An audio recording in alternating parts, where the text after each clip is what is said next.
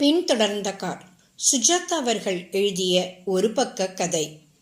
புத்தர் இயேசு பிறந்தநாள் என்றால் மனித சரித்திரம் மாறியது, கொண்டாடலாம்.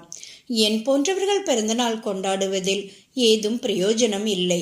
எனவே பிறந்தநாள் ஞாபகம் இருந்தால் கோயிலுக்கு போவேன். பெருமாள் பெயரில் ஒரு அர்ச்சனை பண்ணுவாள் என் மனைவி, அவ்வளவுதான்.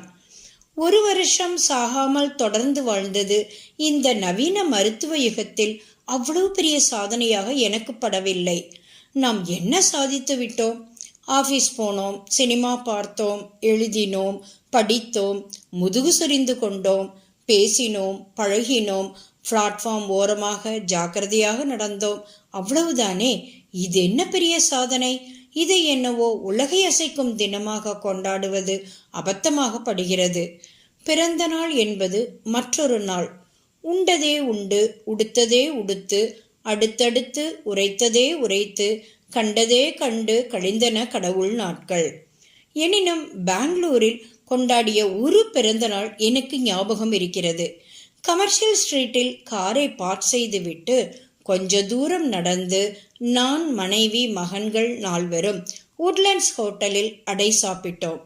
சாப்பிட்டு விட்டு அவர்களை வாசலிலேயே நிற்க வைத்துவிட்டு காரை எடுத்து வர நான் மட்டும் கார் நிறுத்தியிருந்த இடத்திற்கு நடந்து சென்று கொண்டிருந்தேன். எனக்கு பின்னால் ஒரு கார் என்னையே தொடர்ந்தது. நான் நின்றால் நின்றது, நடந்தால் தொடர்ந்தது, கல்யாண ஊர்வலம் போல தொடர்ந்தது. எனக்கு புரியவே இல்லை. ஏதாவது தப்பு செய்து விட்டேனா? என்ன குற்றம் செய்தேன்? ஒரு அடை மட்டும்தானே சாப்பிட்டேன். மஃப்டியில் இருக்கும் போலீஸாக இருக்குமோ என்று பலவாறாக யோசிக்க ஆரம்பித்தேன்.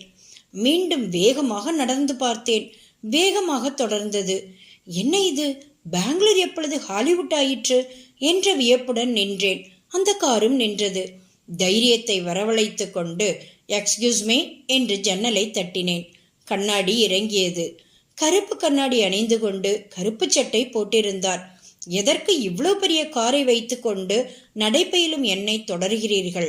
தைரியமாக கேட்டுவிட்டேன். அவர் தன் பைக்குள் கைவிட்டு ஒரு துப்பாக்கியை எடுப்பார் என்று எதிர்பார்த்தேன். ஆனால் அவரோ சிகரெட்டை எடுத்து பற்ற வைத்து கொண்டார். நீங்கள் உங்கள் காரை எடுத்ததும் உடனே அங்கு பார்க் செய்யத்தான் என்ற பதில் வந்தது. பெங்களூரில், குறிப்பாக கமர்ஷியல் ஸ்ட்ரீட்டில் பார்க்கிங் கிடைப்பது அவ்வளவு கஷ்டம்.